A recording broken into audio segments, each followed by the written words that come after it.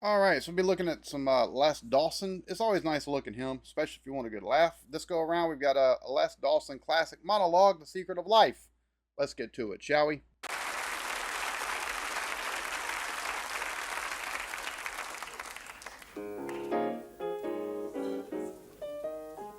That's life. That's what all the people say. Riding high in April, shot down in May. I'm gonna change that tune. And we're back on top in June. Well, that's life. And funny though it seems, I know some people get a kick stepping on the dream. I'm not gonna let it get me down. Bro, that little light hair that he put in there, what the hell? Yo. For this big old world, if I got That's the way you have to go through life. You have to do it your way. That's a funny thing about life. The grass always seems greener in somebody else's field, but it's not. There are still some people who think that show business is all excitement and big money. Well, the only excitement I've ever experienced was the night that somebody rubbed algae-pan in the stripper's G-string.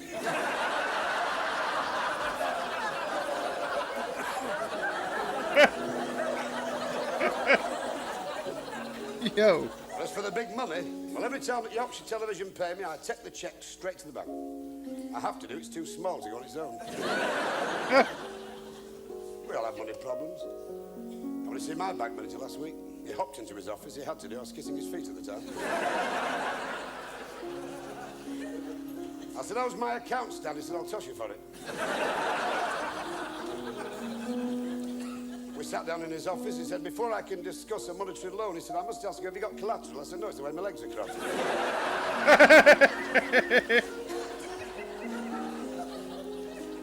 He said, you've been coming to this branch now for over 7 years, and in all that time, you've asked me for money. You've never noticed I've got a glass eye. I said, it's your left one. He said, how do you know? I said, it's the only one with a spark of humanity in it. Damn. Damn. Yo. The glass eye is the only one with a speck of humanity. Lord have mercy. Bro, that's oh, and it's just simple little it's nothing like no kind of it's simple little jokes, but they're effective. I love it. Everybody's life is full of ups and downs. There have been times when I've teetered on the very abyss. Total despair. Times when it seemed that the gods had cast the dice of fate against me. I've not had a happy life. My childhood was a singularly unhappy one. The trouble was my mother was short-sighted. And she would persist in keep putting talcum powder on my face. Between you and I, I've often shuddered to think what she did with me dummy.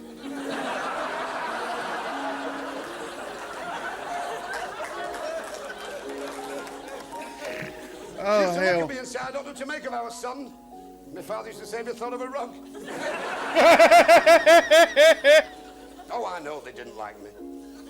Little things like when I was christened, the vicar threw my father out for throwing piranha fish in the font.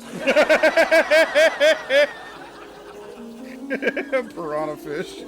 Well, it didn't Oh, hell. It was so tough, I got mugged one night by a nun.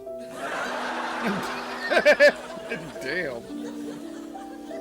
When I grew up, I thought things would alter, but Kind of reminds me a bit of like Rodney Dangerfield's with a no respect type thing, is what this reminds me of. It's absolutely hilarious. it didn't. After 10 years of married bliss, my dear wife ran away with a fella next door. Oh, and I did miss him.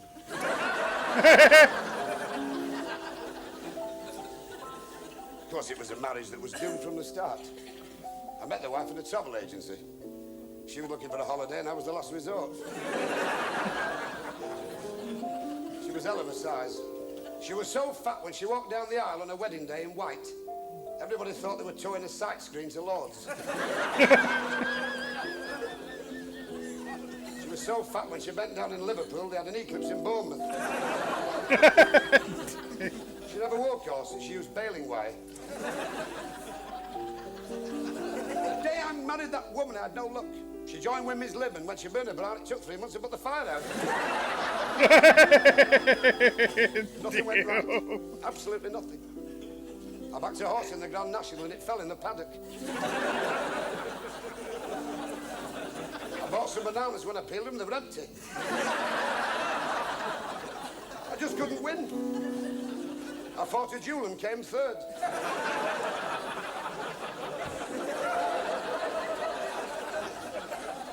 And I was offered a big part in a revival of the musical The King and I with Dame Flora Robson. They had to cancel it, she wouldn't have her head shaved. I only had one suit. It was so old every time a band played the Lancer, the trouser broke into a gallop. And then when all seemed lost, from the gin-soaked lips of a pockmarked Lascar, he's counting his legs in the bath, came the words that set me on the right course. Go ye to Tibet and seek out the old wise one. I got a job on a ship as a carpenter. The first time I'd been in the chips for years. Off we sailed on a perilous journey. What a voyage. It was scurvy, mutiny, disease, but eventually we reached Knutsford. 3 years later, we docked at Kowloon and I trekked across the hinterland of China in my saffron robes and my begging bowl. Had a Woolworths over there, and they're quite cheap. Stamps as well, which is handy. What a journey, what a voyage, what a perilous trek. As I began to climb the Himalayas, the wind tugged at my clothing. Ice particles foamed at my eyelids. And near the Indian border, I got frostbite up the Khyber.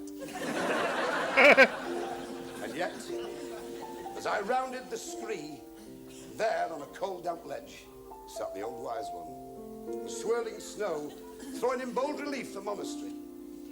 His cowled features were hidden, but his hands were like withered leaves. I said, "O wise one, I who have travelled far, what is the secret of life?" And his voice was hoarse, like 1,000 winds broken on rocks. "My son," he said, "I have sat on this cold, damp ledge for 100 years. I said, what have you got from it, O wise one?" He said, "I have got peace, tranquility." I said, "Wisdom?" He said, "No, pile."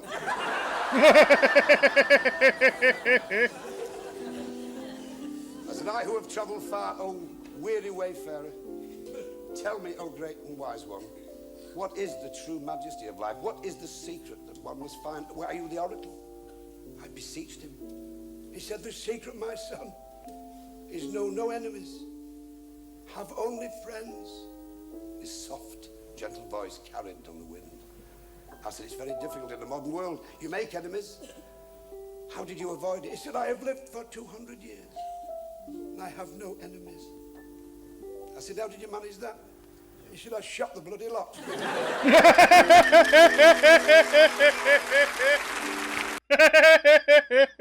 Yo, oh hell, bro, I'm sorry.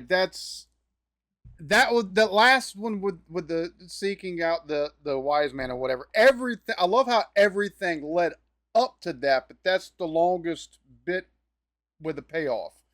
Just the whole lead up, though, every little funny bit. It reminded me a lot of Rodney Dangerfield's, no respect type deal. That's